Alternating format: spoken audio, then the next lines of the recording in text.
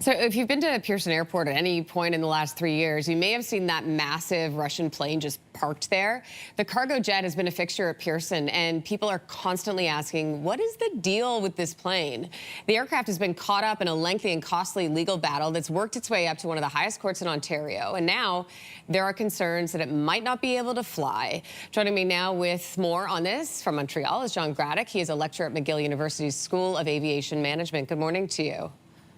Good morning, Lindsay. I mean, if you've been to Pearson, you most likely have seen this thing, right? I have videos on my phone from like 2 years ago. It has been there since 2022. It was seized by the Canadian government officially in 2023. What is the latest in this legal battle?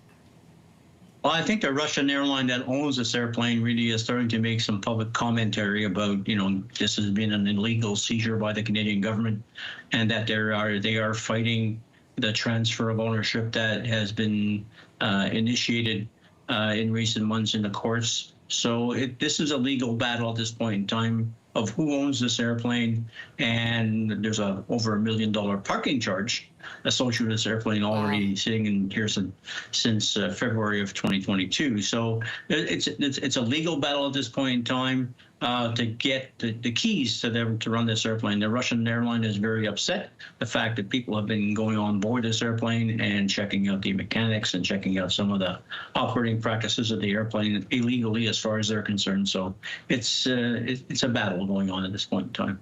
I want to ask you about there's $1 million parking charge. Is that serious? Yeah. So over 1,000 days, 1,000 days at $10.65 a day. So and then who is that? I mean, where do you send that bill? Right now, it's going to the Canadian government. It's going to the GTAA is sending that parking bill. Well, it's outstanding. So it's been a question of who's eventually going to pay for that bill. Yeah, absolutely. Just one of the many storylines here. I want to ask you about what I said off the top. This aircraft has been sitting there for years. It is considered no longer airworthy. So walk us through that.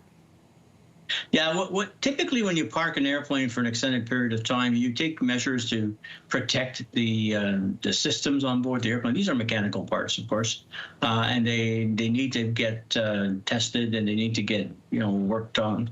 It's like taking your car and just storing it and not even bother doing anything on the oil engine or the transmission.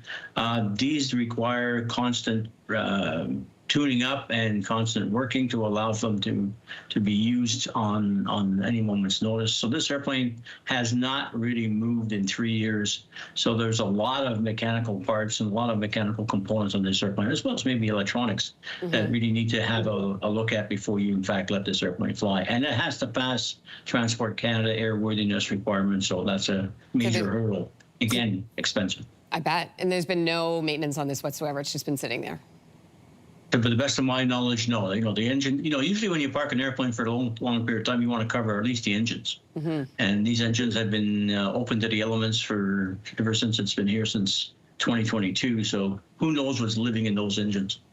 So Ottawa's plan was to seize the aircraft, and then deliver it to Ukraine as part of an aid package. But if it can't fly anymore, I mean, what options does the government have if it wins control of the plane in court?